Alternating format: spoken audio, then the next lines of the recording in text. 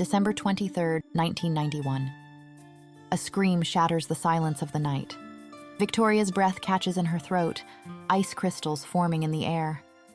Just minutes before, she'd been staring at their resort town, once as picture-perfect as a snow globe, now twisted into something darker. Something wrong. The Christmas tree in the town square loomed like a shadow, and she'd pulled her coat tighter against a chill that had nothing to do with the weather. After years of barely enough snow to keep the slopes open, this season had brought storm after storm, each one colder than the last. That's when she'd heard it, that raw, primal scream. She'd immediately known. This was their doing, hers and the pack's. What have we done? She thinks, gut twisted in anguish. Her alpha has meddled with forces beyond their understanding, desperate to save their failing resort. And now, the scream comes again. Terror that echoes off buildings until it seems to come from everywhere at once. What's going on? A man asks beside her, a human, one of their guests. His face is pale in the strange, diffused light. Before Victoria can respond, a figure stumbled into view near the Christmas tree, lurching like a wounded animal. "Steph!" the girl screams. Victoria's stomach drops. Her wolf's hackles rise. They'd wanted tourists, wanted their resort to thrive again. But not like this. Edward Carver will rejoice when he hears of this, she thinks bitterly. That bastard alpha has been waiting for their pack to falter for years, circling like the predator he is, ready to strike. Well, it's only a matter of time until he strikes now. They damned themselves trying to save everything. The screaming girl collapses in the snow, face white as death. And howling between buildings, the wind carries that haunting melody Victoria has grown to dread. "Are you hurt?" she asks, kneeling beside the girl. "What happened?" The human's eyes are wild, haunted as she speaks. "It's Steph," she whispers through chattering teeth. "Someone call the police," the man shouts to the gathering crowd, their forms blurring in the swirling snow. Useless, Victoria thinks.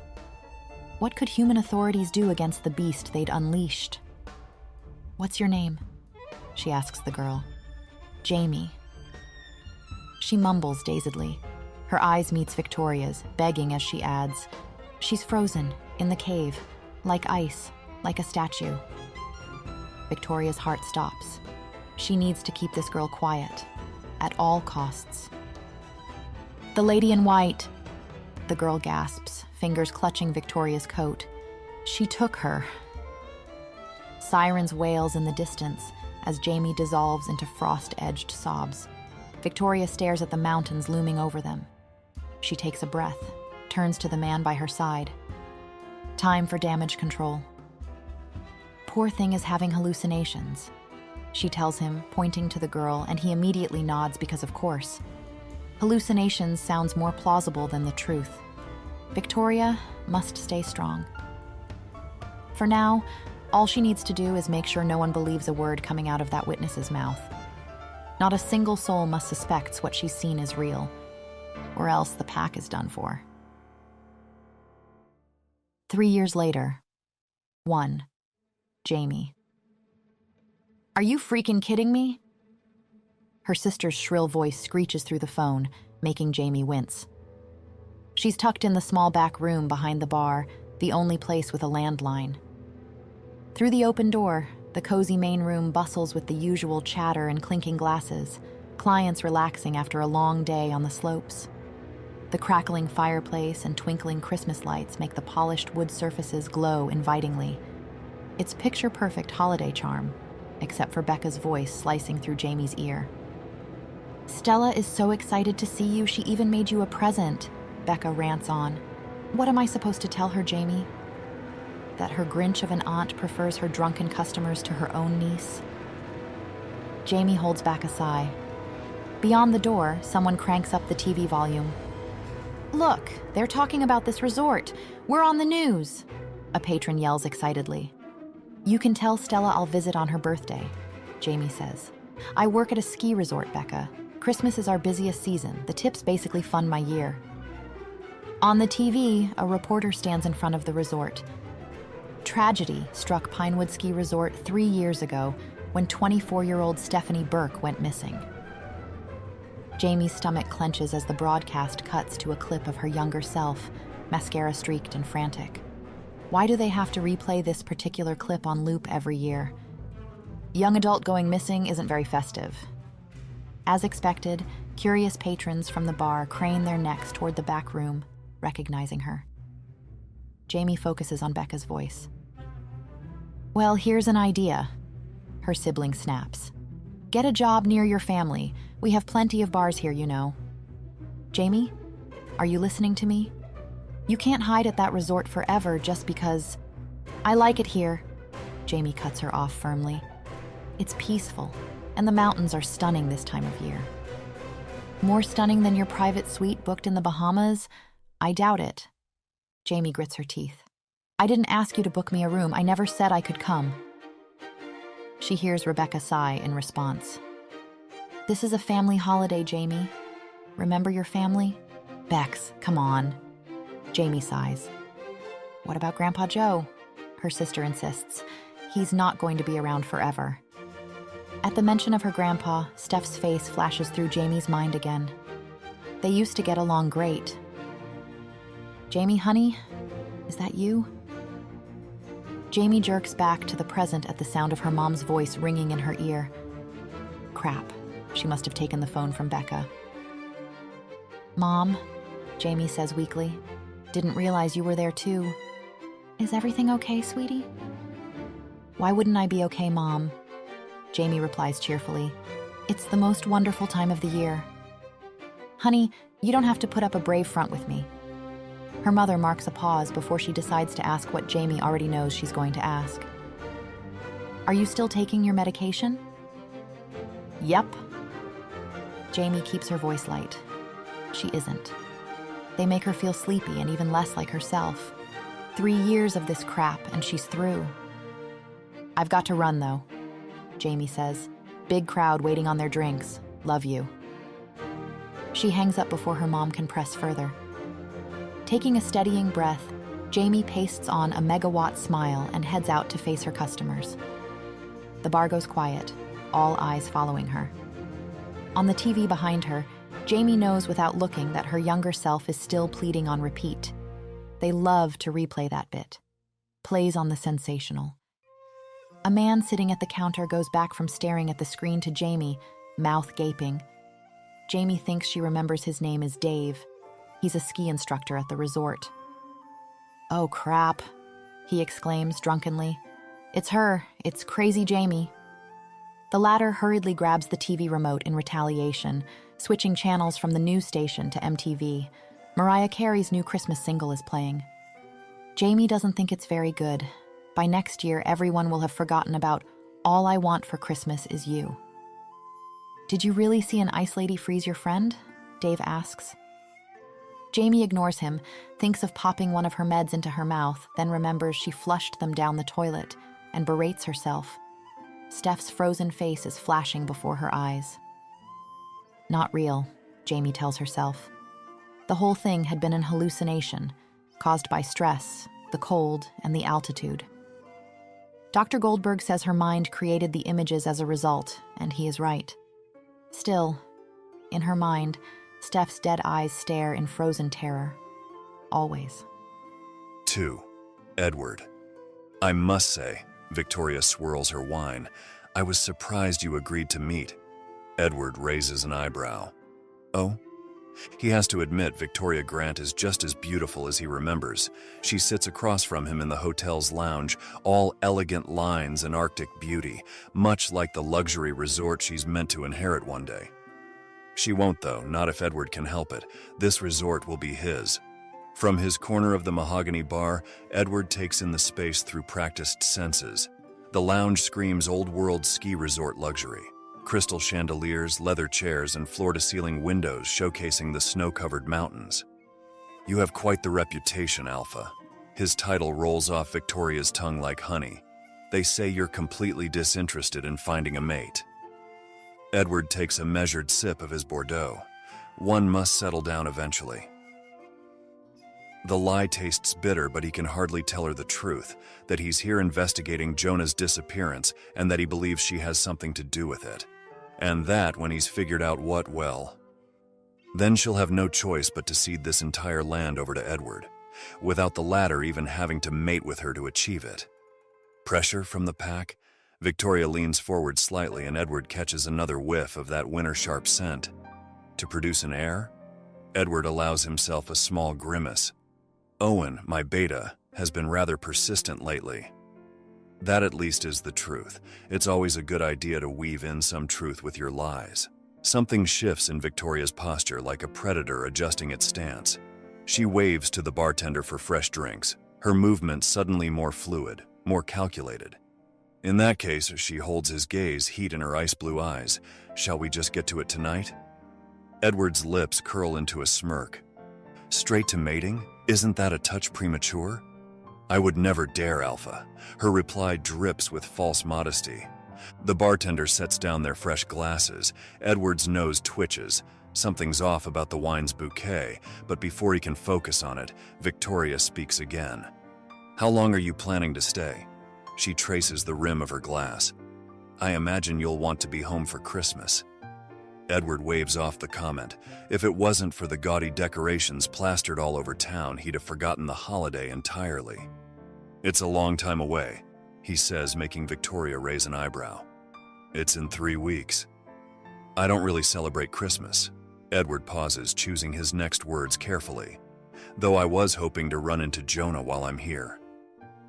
Victoria's smile doesn't quite reach her eyes. He would have loved to see you. Always speaks very fondly of you. A strange shimmer catches Edward's attention. The chandelier light reflecting off Victoria's hair looks almost like falling snow. He blinks, forcing himself back to the conversation. Fond of me? He asks. He always shook in his boots whenever I appeared. Is that why you were hoping to see him? Victoria's hand slides over his, and Edward finds the contact oddly pleasant. Which is strange. He usually hates being touched. You make it sound as though I definitely won't be seeing him. He pulls away, noticing something flicker across Victoria's face. Surprise, perhaps, at his abruptness. But what did she expect? No one had seen Jonah in almost a year, not since he'd moved here to be with his mate. He's on holiday. There's a new guardedness in her eyes. Edward finds himself inappropriately amused by her expression, and he snorts. When it occurs to him, he can't remember the last time he'd snorted at anything. With his mate, I presume? He says, full of mirth. Victoria's smile turns indulgent.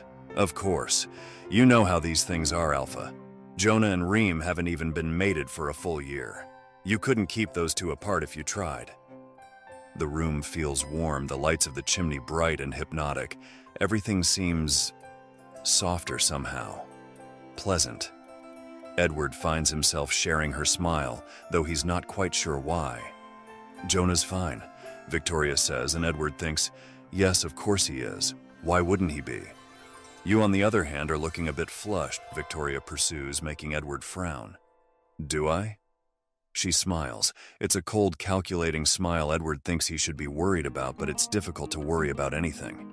It's not like you to be flushed, Victoria says. They say you've forgotten how to have fun altogether. She leans in, her mouth close to Edward's ear. You know what I think? I think the reason you're not mated isn't because you're picky like you'd like us all to believe. It's not? Edward asks. No. Victoria smiles. I think it's because you're boring. No one wants to spend a lifetime being bored, Edward. He closes his eyes. Boring? Really? He doesn't think so. He can be interesting, surely, if he'd tried. What was I saying? He asks, his tongue feeling oddly heavy. The room has taken on a dreamlike quality, the chandelier lights creating halos that shouldn't be there. That you'd like to take things upstairs? Victoria's foot brushes against his leg under the table. Her scent has changed. Or has it always been this overwhelming? Edward frowns. He doesn't remember suggesting that at all. Really? I said that? Victoria nods, and so he assumes it must be right. His enhanced hearing picks up footsteps approaching, different from the other guests, more purposeful. A hotel clerk appears, his cologne too sharp against Edward's sensitized nose. "Excuse me, Mr. Carver, your assistant is on the phone for you. He says it's urgent." Victoria's hand finds his arm. "Take it in my office," she offers, her smile oddly bright in Edward's increasingly blurry vision. More private than the lobby. He thinks it's a good idea, like everything she's been saying for the past 10 minutes, except the walk there feels longer than it should. His enhanced hearing picks up Victoria instructing the clerk to direct any other calls to the front desk. Something about that seems important, but he can't focus enough to understand why. Her office is all glass and chrome, moonlight streaming through floor-to-ceiling windows. Edward drops heavily into the leather chair, grabbing the receiver. "What is it?" "Sir, I have the Richardson Pack's new trade agreement." Sam's voice sounds frustrated. "They're demanding an answer tonight about the timber rights and—" He stops. "Sir, did you hear what I said?"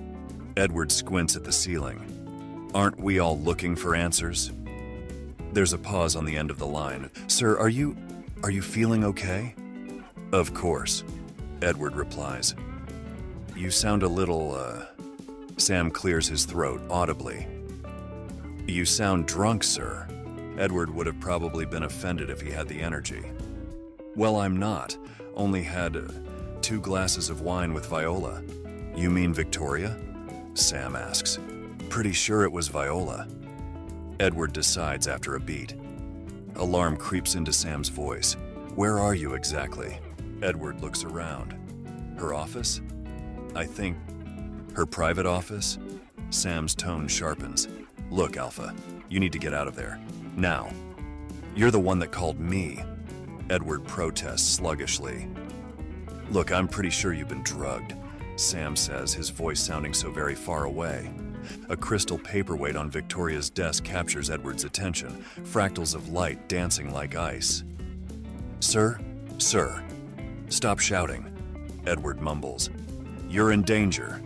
Sam's panic cuts through the pleasant haze. "Please, Alpha, run. Jump through a window if you have to. Just get out."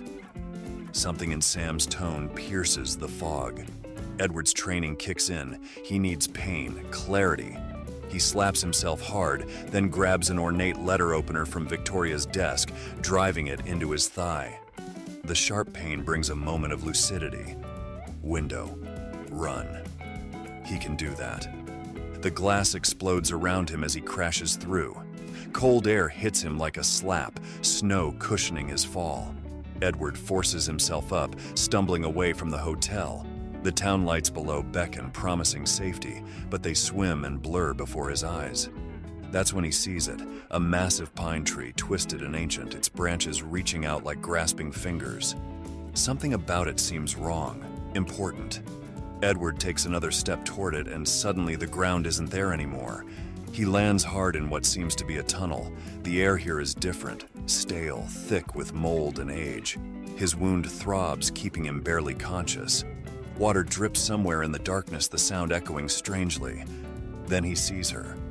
A young girl stands in the shadows, unmoving. Even in his addled state, Edward knows this is wrong. She shouldn't be here, underground, alone. "Miss?" His voice echoes oddly. She doesn't respond. "Are you all right?" He reaches for her shoulder. His fingers meet something solid and impossibly cold. The surface is smooth, pristine, like glass, like ice. The girl is made entirely of ice, her features frozen in an expression of peaceful surprise, as though she'd been caught mid-breath and crystallized. 3. Jamie. The resort twinkles with lights and garlands as far as the eye can see. Pine garlands drape every lamppost and doorway, but Jamie is feeling more grinchy than merry as she hefts the trash bag into the dumpster. Right about now, Mom is double-checking their packing list for the Bahamas trip, while Becca and Mark wrangle an overexcited Stella into bed. Grandpa Joe is probably stubbornly tinkering with that unfixable camcorder he broke years ago. Deep down, Jamie knows they don't really believe her excuses of being needed at work. But the sad truth is, their worried hovering has only gotten more suffocating since the night Steph went missing. Jamie starts back toward her bar, boots crunching through the fresh snow. What she needs is a silent night and a stiff drink. "Excuse me, miss." Jamie whirls around at the unexpected voice. A paunchy, middle-aged man hurries toward her, waving what looks like a photograph. "I'm looking for my daughter," he says breathlessly, thrusting the photo toward Jamie. "Have you seen her by any chance?" Schooling her face into a politely neutral expression, Jamie dutifully studies the image. It shows a teenage girl with long, dark hair, smiling shyly at the camera. "Sorry, I don't think so. Hope you find her, though." She turns back to the bar, but a clammy hand clamps around her wrist. "Look, I know you were friends with that other girl, Stephanie Burke," the man says. "The one who went missing 3 years ago? Maybe my daughter is with her? If you could just tell me what you saw that night." "I already told the police everything," Jamie cuts him off, wiggling her arm free. The man's smile slips, revealing a flash of something calculating. Unease prickles down Jamie's spine. "You're a reporter," she says as realization dawns, "not a worried father." "Look, what matters here is that another girl has disappeared from this resort," the journalist insists. "That makes 3 people in 3 years, that we know of, all vanishing without a trace. If you ask me, we're looking at a serial situation here." "Well, nobody asked you," Jamie snaps. "And Steph is fine. She sends me postcards." Sure, those postcards never quite sound like Steph, and they're always postmarked from places Steph swore she'd never visit. And sure, Jamie hasn't actually heard or seen her friend since that night. But everyone swears Steph is fine. And so, she must be, right? The reporter opens his mouth to retort when suddenly he's yanked backwards by his collar. With a yelp, he goes sprawling face first into a nearby snowbank. "Fuck off," slurs a deep voice that sounds like whiskey poured over gravel. Jamie can only gape at the man now standing between her and the sputtering reporter. He's tall, unfairly tall, with dark hair that curl over the collar of what was once a very nice suit before it got drenched in snow. Jamie's gaze catches on the sharp cut of his stubbled jaw, though it's his eyes that make her breath stutter. Amber brown with flecks of gold, currently with pupils so dilated they nearly swallow the iris. "Thank you," she ventures. He doesn't seem to hear her, transfixed, at the twinkling lights strung along the bar's roof. "Sir?" Jamie waves a hand in front of his face. "Are you okay?" He sways alarmingly on his feet, and Jamie moves without thinking, ducking under his arm to steady him.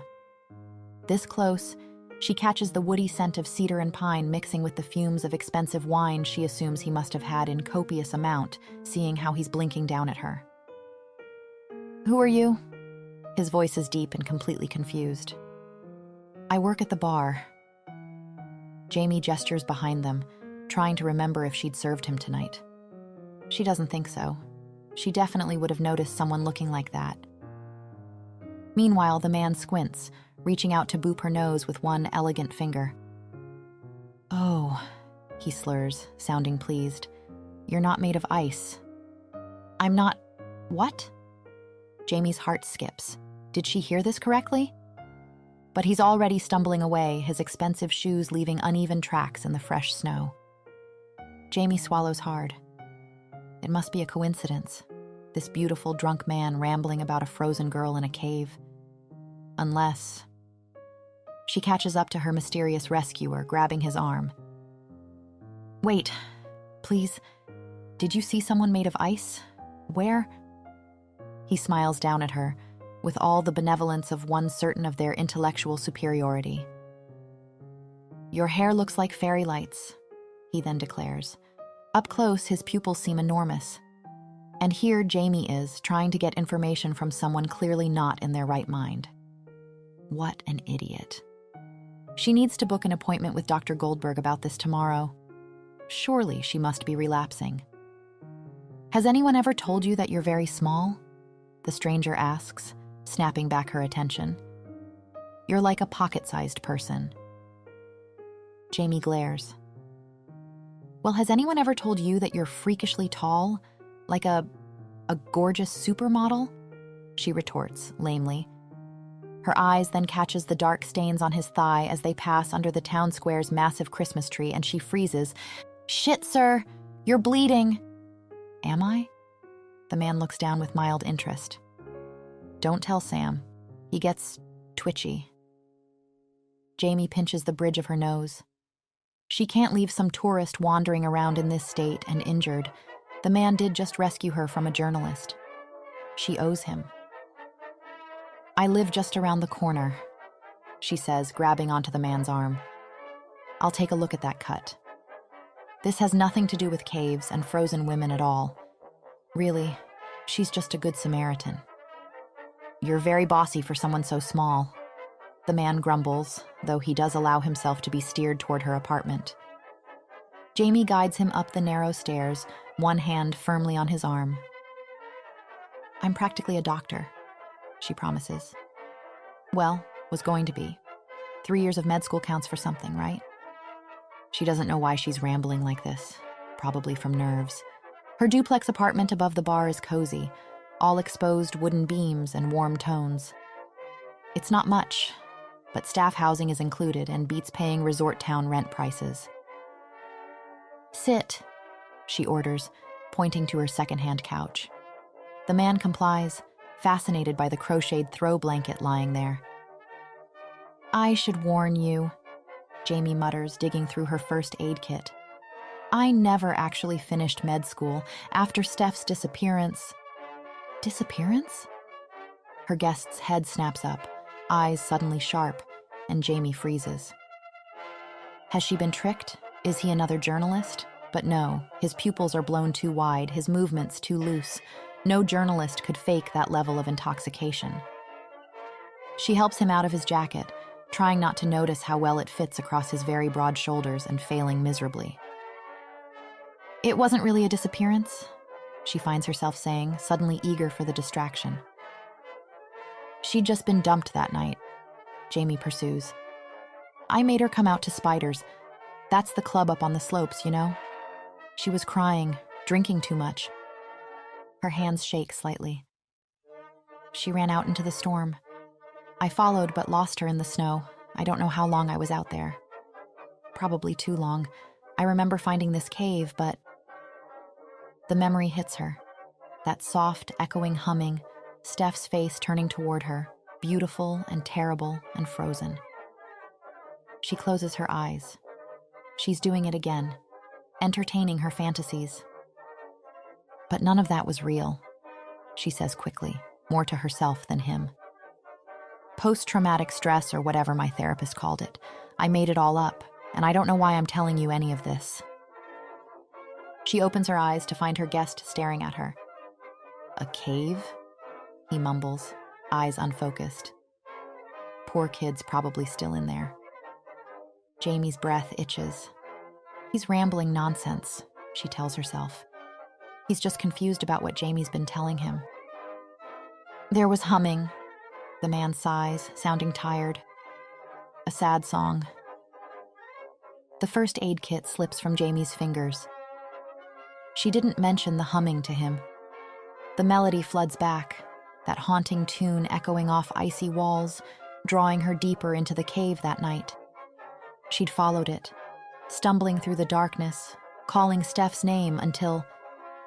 She realizes she's gripping her guest's arm too tightly. He looks serious, like he's about to tell her something crucial. Unconsciously, Jamie kneels closer. "Your place is very small," the man then declares, slouching deeper into her couch. Jamie rolls her eyes. "Don't move," she orders, going back to examining his leg. But her determination quickly morphs into confusion, because where the blood-soaked tear had been, there's only smooth skin. No cut, no scar, just dried blood. "It's healed?" She breathes, confused. The man chuckles, warm and low. "Of course, I stabbed it at least an hour ago." "Wait." Jamie frowns, looking up. "You stabbed your own leg?" Their eyes meet, and that is when it occurs to Jamie how close she and this stranger are.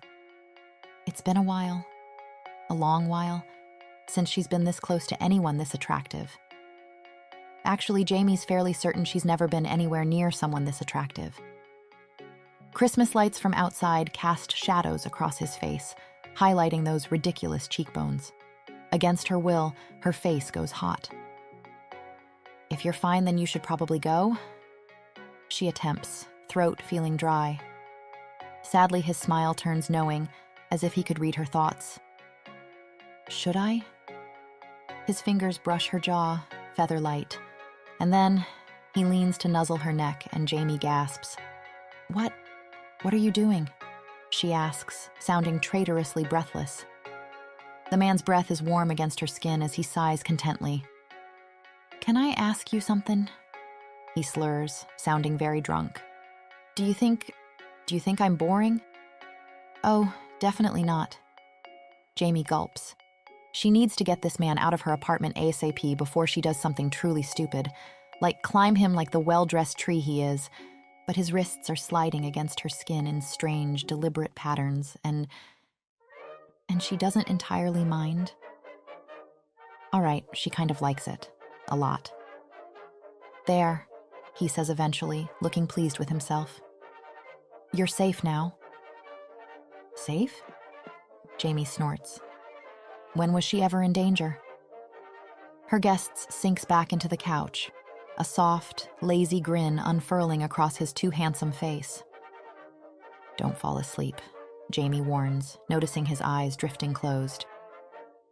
"Won't," he mutters, promptly doing just that. Instead of shaking him awake, though, she pulls the knit blanket from the back of the couch and spreads it over him. Anyone wearing a Rolex surely isn't here to rob her. She might as well get some sleep herself. The adrenaline fades as she brushes her teeth, the night's encounters replaying in her mind. Her family's disappointment, the reporter with his leading questions, and now this man on her couch. This beautiful, bizarre man, babbling about a girl frozen in a cave. It's too much, and Jamie needs to lie down. But she's only halfway to her bedroom when she hears it, soft humming from the couch. Terror strikes, and she freezes by the door. It's the same song, the exact same haunting tune that had led her through the darkness that night, searching for Steph. It must be a coincidence, she tells herself, watching the man hum to himself in his sleep. This song probably plays in one of the tourist stores or something. The melody sends ice down her spine nonetheless, and the uncomfortable pit in her stomach doesn't leave Jamie by the time she settles in bed. Outside, the first fat flakes of snow begin to fall, shining like stars against the inky night sky. Interlude. The Spirit. She watches as he stumbles into her hollow beneath the ancient pines.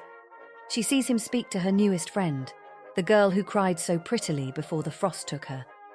The girl doesn't answer. They never do, once winter claims them. His blood stains her snow.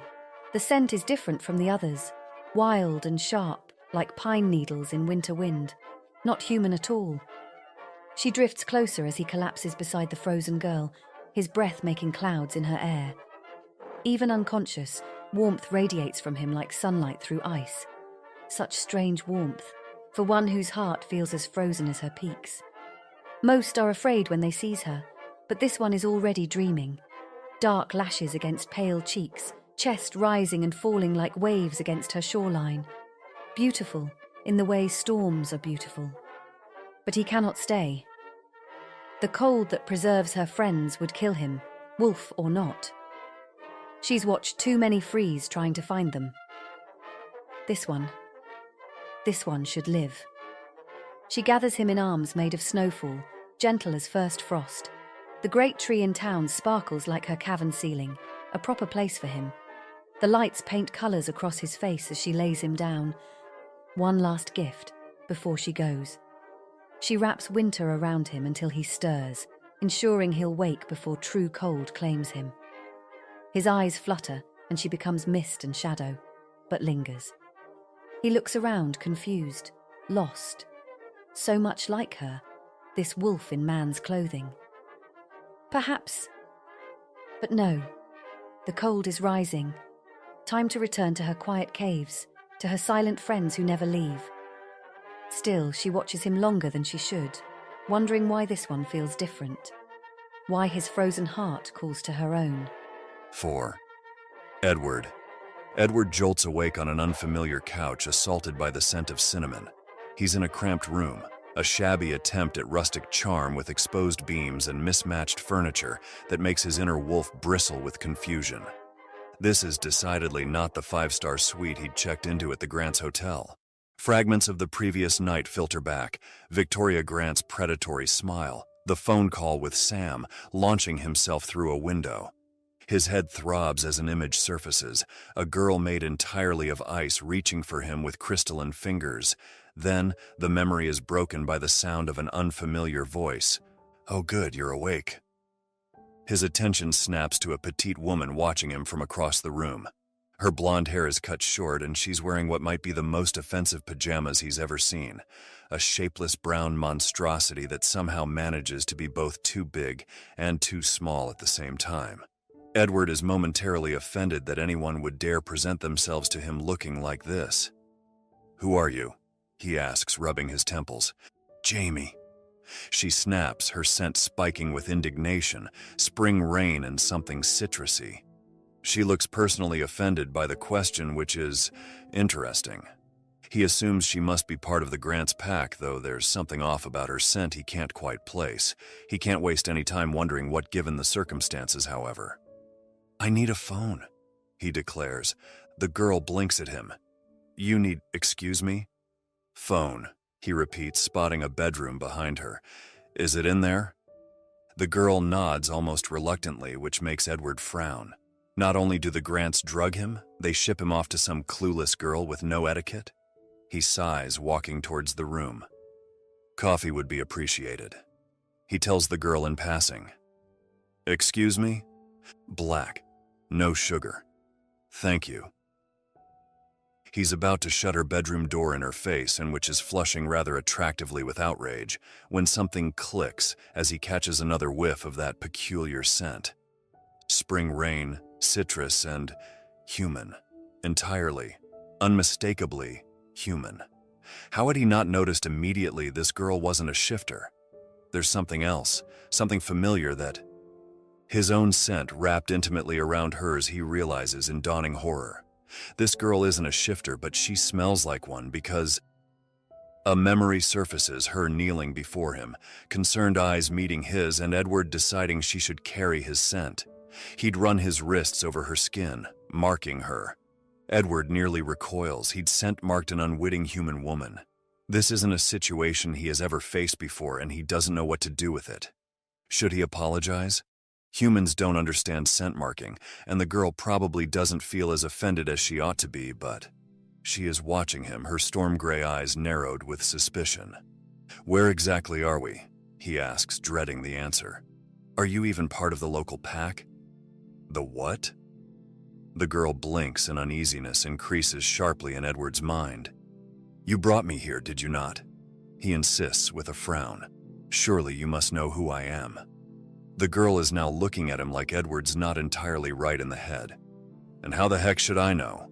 she asks with a pout. "Are you some sort of celebrity or something?" Shit, this girl has no idea who she is, Edward realizes. Meaning, not only is she not a shifter, but she probably doesn't even work for the Grants at all. All of their hotel staff, even humans with no idea what shifters or alphas are, had at least been briefed on the fact that Edward was an important guest. That much had been obvious the night before.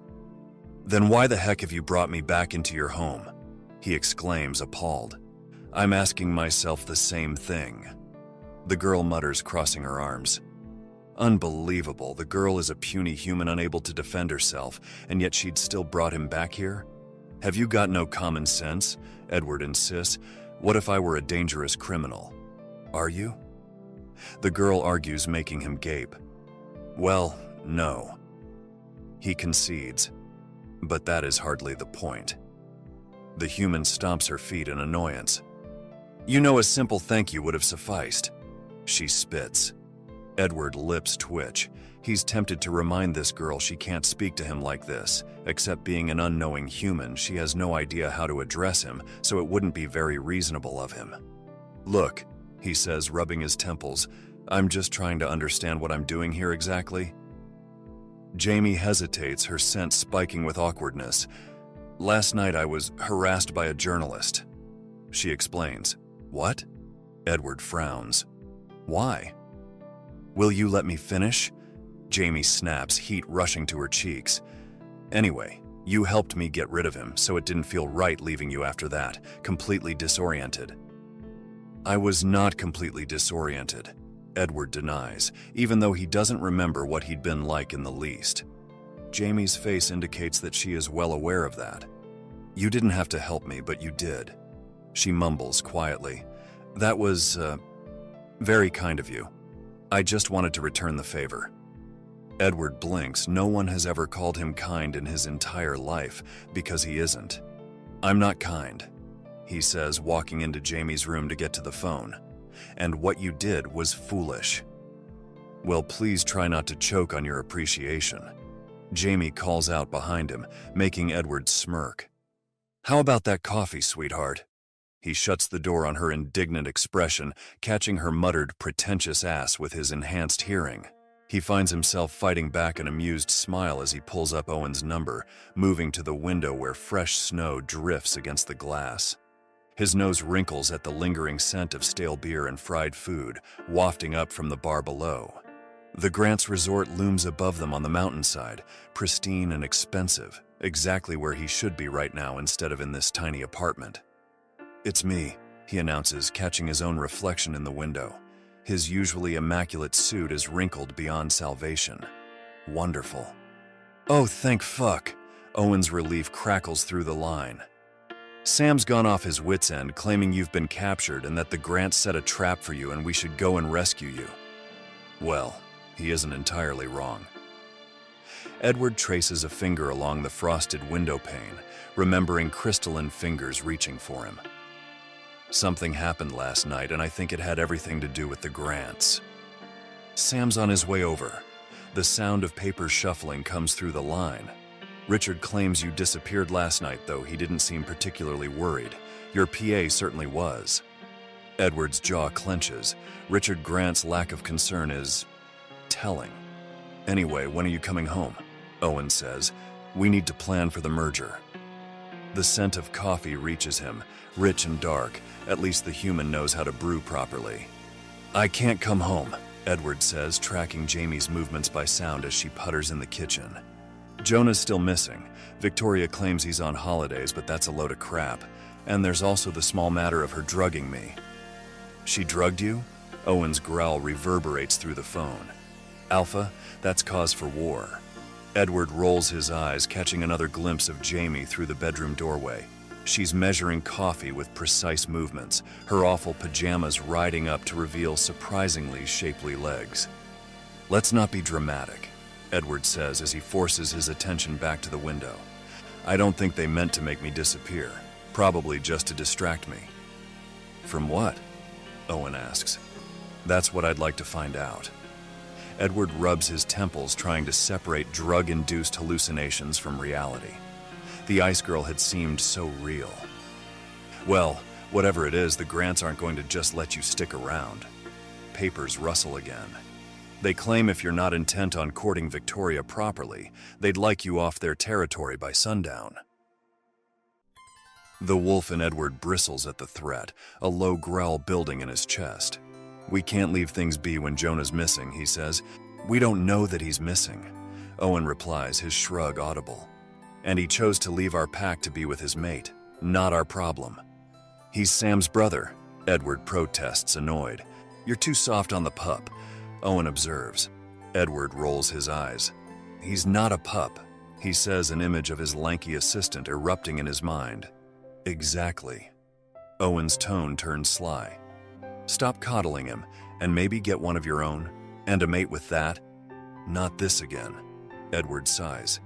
"You need to settle down, Alpha. Secure the pack, provide an heir." "Well, as long as it's not with Victoria Grant." He grimaces at the lingering scent of whatever they'd drugged him with.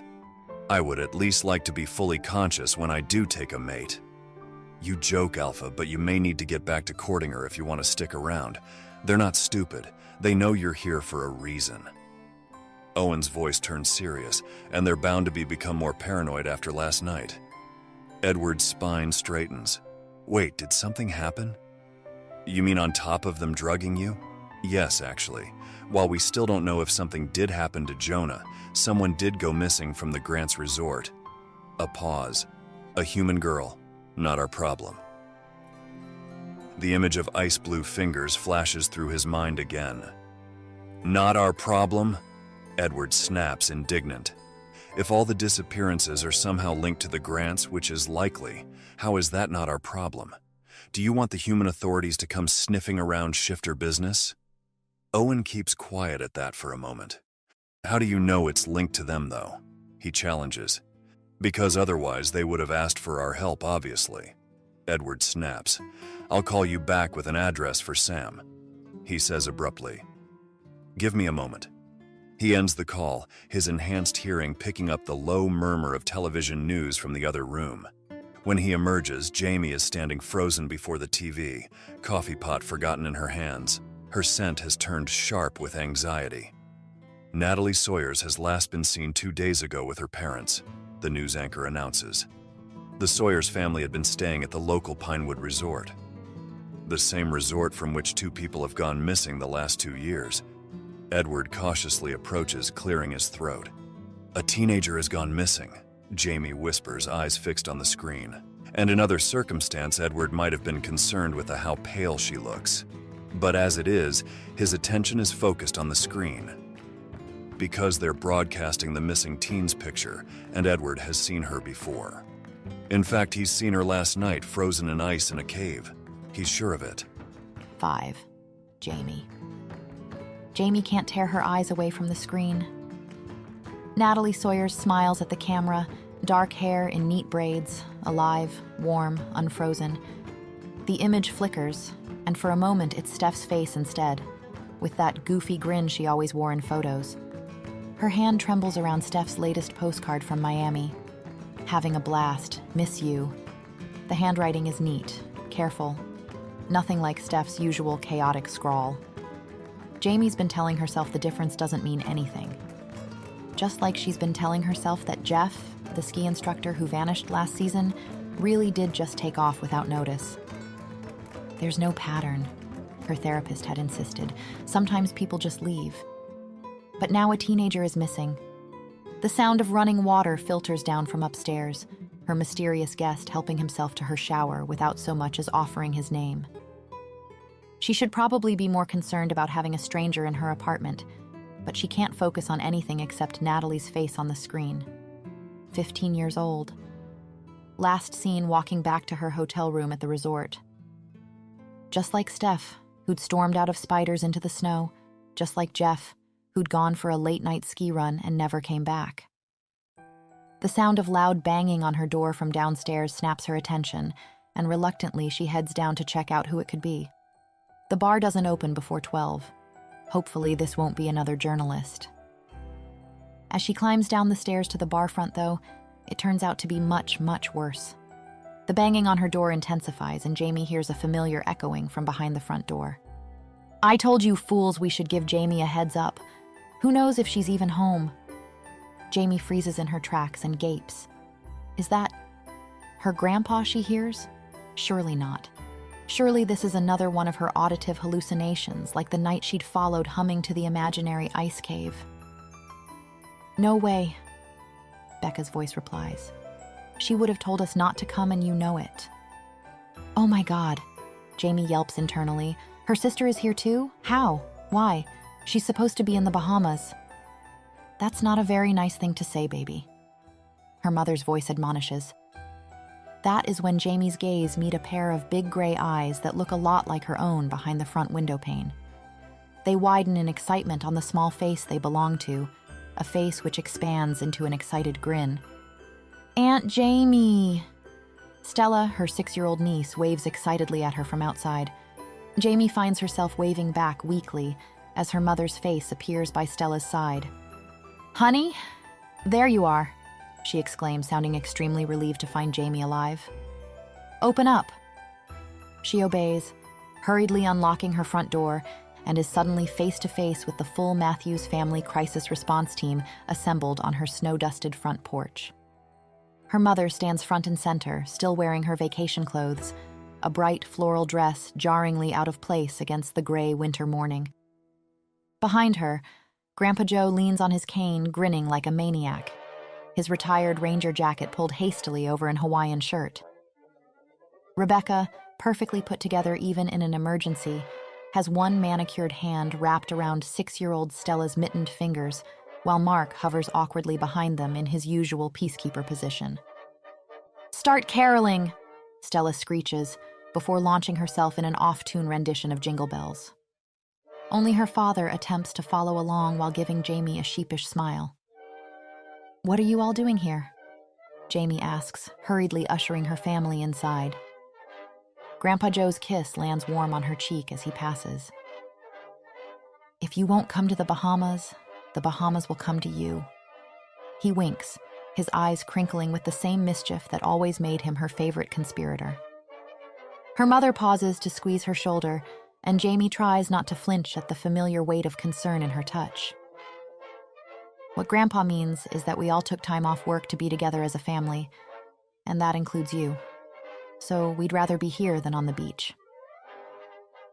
Jamie watches her family scatter around her space. Stella immediately gravitating to the jukebox, Mark examining the craft beer taps, Rebecca's finger running along the bar top as if checking for dust. The morning sun catches on her diamond ring, and Jamie unconsciously tugs at her worn sweater. "You are happy to see us, aren't you?" Rebecca's challenge cuts through her thoughts, her sister's sharp eyes missing nothing. "Of course," Jamie says, forcing brightness into her voice as she moves to hug each of them in turn. Her mother holds on a beat too long. "We'll be staying with you if that's all right," she asks. Jamie pretends not to notice the wetness in her eyes. "Unless you'd prefer us to go to the hotel?" Becca chimes in, making her refrain from rolling her eyes. "Let's go upstairs." Jamie diverts, gesturing towards the staircase. "I'll make you guys some breakfast." The wooden steps creak under their collective weight as they trudge upwards, luggage bumping against the walls. Jamie's duplex apartment, which has always felt much too big, suddenly feels suffocating. "What's that on the news?" Mark's question cuts through her rising panic. His lawyer's attention to detail never misses anything. The TV still flashes Natalie's photo, and Jamie lunges for the remote, but she's too late. Her mother's face drains of color, crow's feet deepening around her eyes. Is somebody missing? The tremor in her voice makes Jamie's chest ache. Rebecca cuts in before Jamie can reply. "Don't tell me this is why you didn't want to leave," she asks, shoulders tense. "Because of some random disappearance?" Jamie's nails dig into her palms. There it is. That familiar mix of concern and judgment in their eyes, like they're all waiting for her to snap. "All right, let's just calm down." Grandpa Joe's weathered hands rise in a peacekeeping gesture, but her mother barrels on. "Honey, I told you staying at this station wasn't a good idea." Her voice drips with that special brand of maternal worry. "How can you get better when—" "I am better." The words burst out sharper than intended. "Look, I didn't decide to stay here because of the missing girl, all right? This news just came up this morning. How could I have known?" Silence descends, heavy and awkward. Only Stella's off-key humming breaks it. That and the sudden damning sound of running water from the bathroom, all too obvious when no one is talking. "Aunt Jamie," Stella pipes up, swinging her legs from her perch on the arm of the couch. "Why is your shower on?" Jamie, lost in thought on how to handle her family during this impromptu Christmas vacation, is momentarily stunned by the question. She doesn't remember turning on her shower. It suddenly hits her that it's because she hasn't, and sharp panic rises in her chest. Oh God, the man. She'd completely forgotten about him. Before Jamie can even formulate a response, Rebecca's hawk-like gaze zeroes in on the Italian leather shoes by the couch. Her eyes widen, darting between the shoes and Jamie's rapidly reddening face. "Do you have someone over?" The question hangs in the air like a soap bubble about to pop. "No, I don't." Jamie's voice rises an octave. "Then what is this?" Grandpa Joe asks, waving a tailored jacket that probably costs more than Jamie's monthly rent slash. Jamie snatches it back with a shriek. "Grandpa!" Her mind races. How does she explain harboring a complete stranger for the night? Her mom is bound to think she's completely lost it. Even her unwanted guest himself was confused as to why Jamie would ever let him stay over in the first place. "Jamie?" Her mother's voice has changed, taking on a breathless quality that makes Jamie's stomach drop. What's up with that tone? Is her mother having an aneurysm? Jamie looks up to find her eyes shining with an almost manic hope. "Baby," she whispers, awed. "Do you have a boyfriend?" "What the?" Jamie's heart plummets. "Is that why you didn't want to come on the family holiday with us?" Her mother insists. "Because you wanted to spend the holidays with your new boyfriend?" She sounds so happy you'd think Jamie had just announced an engagement. "Oh!" Grandpa Joe's eyebrows dance suggestively. "Must be serious." "Guys," Jamie protests weakly. "This isn't... It's not..." The bathroom door opens with a rush of steam, and time seems to slow down. A second later, her mystery guest stands in the doorway, his dark hair tousled from the shower, making him look younger, almost boyish, if you ignored the powerful set of his shoulders and the aristocratic angle of his jaw. Water droplets trail down abs that look like they were carved from marble, and his towel is slung so low on his hips it should be illegal. Jamie doesn't dare look away, in a mix of awe and absolute mortification. "Do you have any spare clothes?" he asks casually, then blinks at her frozen family like a king surprised to find peasants in his castle. "Hello," he adds, managing to sound both polite and amused. "Nope. Nope, this just won't do." Jamie grabs his arm, trying very hard not to notice the warm, damp skin under her fingers, and yanks him back into the bathroom. No way that's her boyfriend. She hears Rebecca whisper to Mark as she closes the door. He's way too hot for her. 6. Edward. Steam clouds the bathroom mirror as Edward braces his hands against the sink, organizing his thoughts. The hot water has cleared his head somewhat, though his enhanced metabolism is still working through whatever Victoria slipped him. 2 confirmed disappearances on Grant territory, the teenager from last night, and Jonah. His wolf bristles at the thought. Jonah might have left his pack, but he was still Edward's responsibility. And now there are whispers of others, a ski instructor, a tourist. The Grant's silence on the matter speaks volumes. No alerts to neighboring packs, no requests for assistance, not even an acknowledgement of the problem. Edward's reflection slowly emerges through the condensation. Territory is everything to wolves. Nothing happens in an alpha's domain without their knowledge. If the Grants aren't asking for help, it's because they already know what's happening. Victoria's attempt to drug and compromise him makes more sense in this light, a clumsy effort to force his pack off their land before he could dig deeper. Then there's the matter of the cave. Edward closes his eyes, trying to separate drug-induced hallucinations from reality. The girl in the ice had seemed so real, her features perfectly preserved in crystal, like a macabre sculpture. He needs to find that cave again, preferably while fully conscious. But first, he needs an excuse to stay. The Grants want him gone by sundown, and investigating your potentially criminal activities won't exactly smooth things over between their packs. He dries off, grimacing at his ruined suit. The jacket is salvageable, but the pants are a lost cause between the blood and snow. He'll need something to wear until Sam arrives with fresh clothes.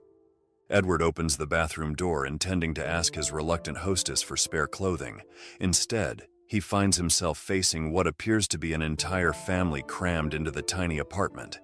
His enhanced senses pick up their collective spike of surprise and appreciation if he's reading their scents correctly. They all share Jamie's coloring, that striking mix of dark blonde hair and storm gray eyes, except for one dark-haired man who stands slightly apart, clearly an in-law. A child peers around her mother's legs with undisguised curiosity. Edward's brain, still slightly fuzzy, attempts to process this development. He's relatively certain these people weren't here when he got in the shower, unless Victoria's drugs are more persistent than he thought. "Do you have any spare clothes?" he asks Jamie, whose face has turned an interesting shade of pink. Her scent is a riot of embarrassment, anxiety, and something else that makes his wolf perk up with interest. "Hello," he adds, because his mother raised him with manners, even if she didn't anticipate this exact scenario. Jamie moves faster than he would have expected, small hands surprisingly strong as she drags him back into the bathroom. The last thing he sees before the door closes is the older woman's expression of delighted shock, while the younger whispers not so discreetly into her husband's ears, "No way, that's her boyfriend, he's way too hot." Edward furrows his brows in confusion at the word boyfriend. Jamie's determined expression crumples the moment the bathroom door closes behind them.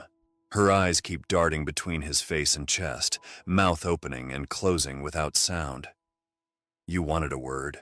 Edward prompts, partly to end her obvious discomfort, but also because his wolf is preening at her obvious appreciation, and it's a little ridiculous. Jamie awkwardly clears her throat. "Yes, well," she settles her gaze on a point over Edward's shoulder. The latter belatedly realizes that while nudity means little to shifters, humans tend to be more sensitive about such things. Jamie isn't just embarrassed, though. Her scent is sweetening slightly as her eyes roam back and forth between Edward's eyes and his chest. He silently berates himself for how pleased it makes him feel. He has much more important things to think about than how her pulse quickens when he shifts his weight. "I have a request," the human manages. "Oh?" He instantly encourages as Jamie takes her breath. "Would you mind pretending to be my boyfriend?" She blurts, meeting his eyes. For a bit." "What?" The question catches him completely off guard. It doesn't help that her pretty blush is deepening, gray eyes still struggling to find a safe place to land. "Just to get them off my back." She backpedals at his expression. "A couple days at most. No, hours. Half an hour?" Edward opens his mouth to protest, but she doesn't let him. "You just need to shake a few hands, lie about our first date, and then we'll be out of here. I'll tell them you had to go away for work and you never have to see them again. How's that?" How's that, Edward thinks. That's insane and out of the question. He has missing persons to find, a potentially criminal alpha family to investigate, and a frozen cave to locate amongst other things. So his first instinct is to dismiss the idea entirely. But then, wait a minute. This could work out in his favor. A relationship with a local would give him the cover he's been looking for. The Grants couldn't possibly object to him staying in town to court someone, and Jamie, being human, unconnected to pack politics, would seem perfectly innocent. "I'll do it," he says, just as Jamie starts stammering apologies. "No, of course you're right, it's so stupid. Wait, what?" She stares at him like he's grown a second head. "I'll pretend to be your boyfriend," Edward confirms with a solemn nod. Yes, he thinks, the plan could work. He won't just say he's dating her, though. That wouldn't be good enough. After all, he just met Jamie. Nobody would think it a credible enough excuse. No, he'll claim the human is his fated mate. That would justify his supposed urgency to stay near her. Yes, no wolf would ever think to question another's fated mate bond. These things are sacred. Plus, Jamie won't even care since she's human. It's brilliant. Why would you do that? The girl's throat bobs nervously. You know, we wouldn't... nothing would happen for real, right? Her obvious distress makes him a little ashamed. Right. He's going to have to tell her something if he wants this to work. To be honest, it would actually help me as well if... He begins, but a knock at the door interrupts. "Jamie?" Her sister's voice filters through. "Are you planning on hiding in here forever?" Edward catches Jamie's scent spike with panic and finds himself oddly torn between amusement at her predicament and guilt at using her situation for his investigation. "Let's go." he tells her, grabbing onto her hand. "What are you doing?" Jamie yelps, panicked. She pulls back on his hand, pointing to Edward discard clothes. "Get dressed," she hisses. "You're not meeting my family half naked." Again. "But my pants are torn," Edward replies in what he feels is a very reasonable manner. Given the look he receives from Jamie, though, she doesn't seem to think so.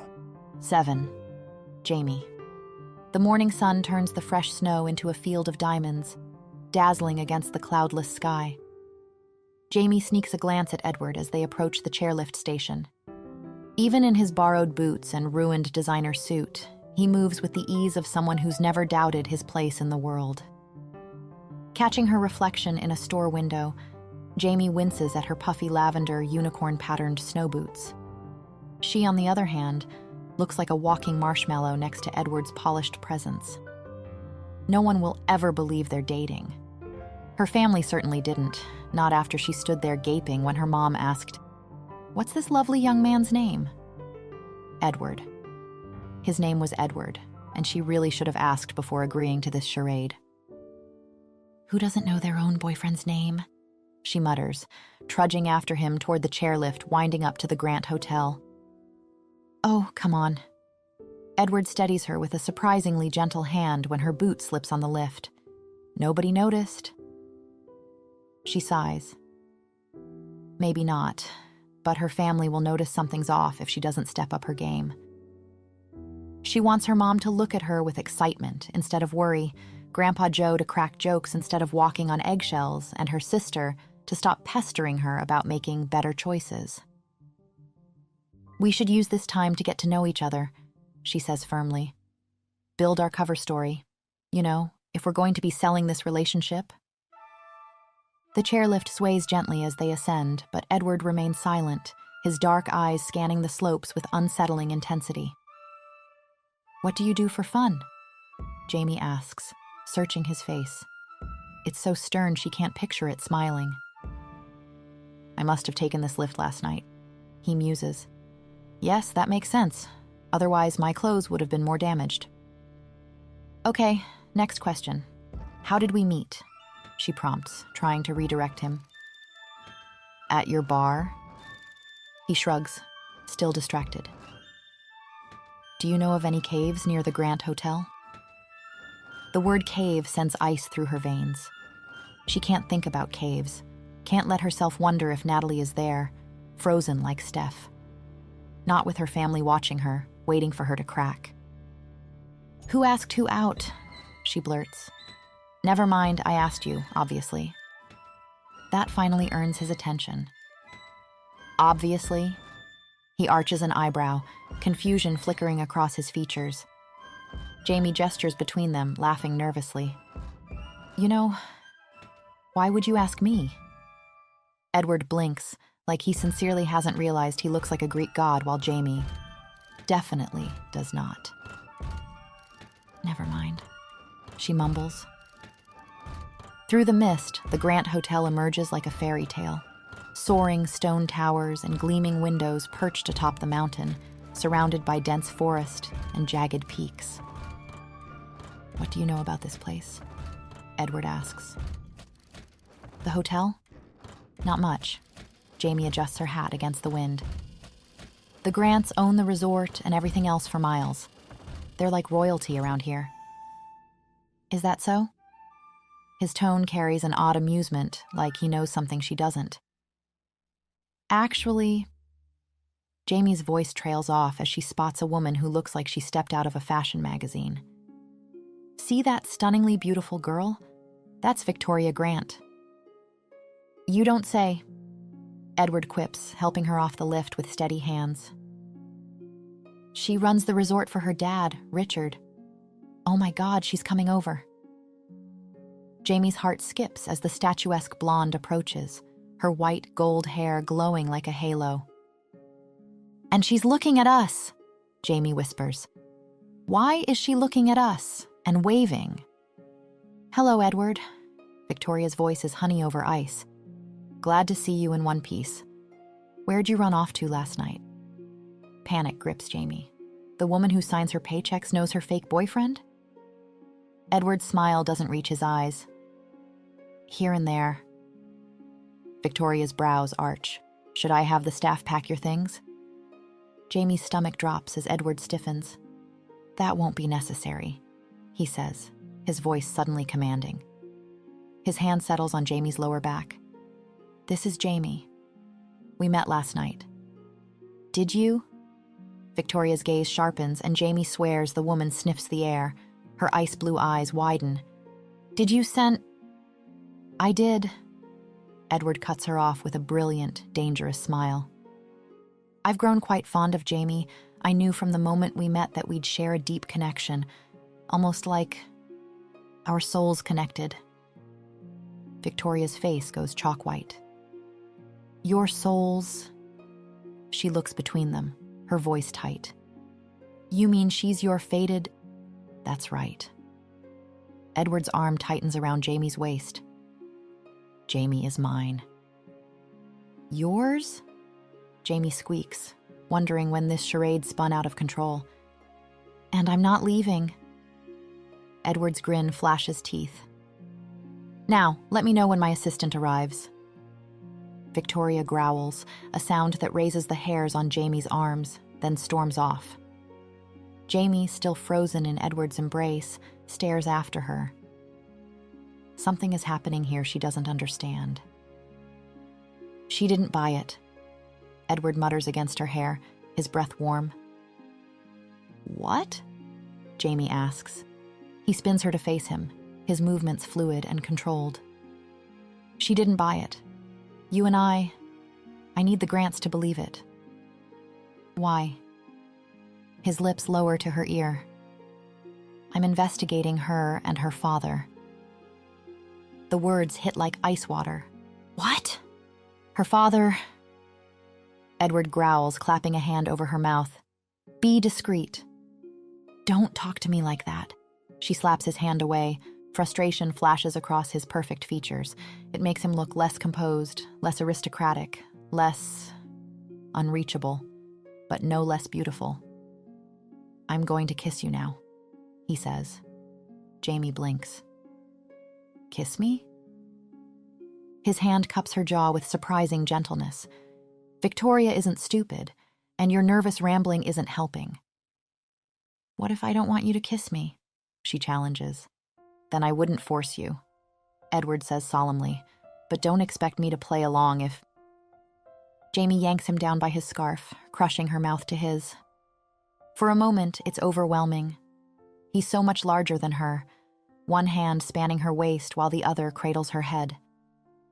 She feels delicate, safe, owned by the way he holds her, all measured and controlled. She might have enjoyed it even, if there hadn't been a mechanical tint to it all. Like Edward is doing what he's supposed to do and not what he actually wants to do. Heat and frustration war in her chest. Before she can think better of it, she threads her fingers through his hair and pulls. The sound he makes, raw and completely spontaneous, shoots straight through her. For just a moment, control seems to slip in the way his lips part, in the way his grip tightens and with how he presses against her. Then he pulls away, straightening his jacket. Thank you for your cooperation, he says smoothly, avoiding her eyes. His voice is slightly rougher than before, and it doesn't escape Jamie's notice. In the distance, Victoria watches them with golden eyes, which Jamie is certain had been blue a second ago. Hi everyone, don't worry. The full, complete story is already available. You can find it by clicking the link in the description. Some of you might recognize this one, as I originally wrote it last Christmas. It's actually one of my favorites. Back then, I had the space to write much longer stories and really dive deep into the mystery. I wanted to share it with you again, this time with visuals. But since the full story runs several hours, I decided to republish just the first part here. I really hope you enjoyed it. If this was your first time listening, or if you're rediscovering it, let me know in the comments. Wishing you a very happy holiday, hopefully spent with people you love. Thank you so much for listening, and see you in the next story.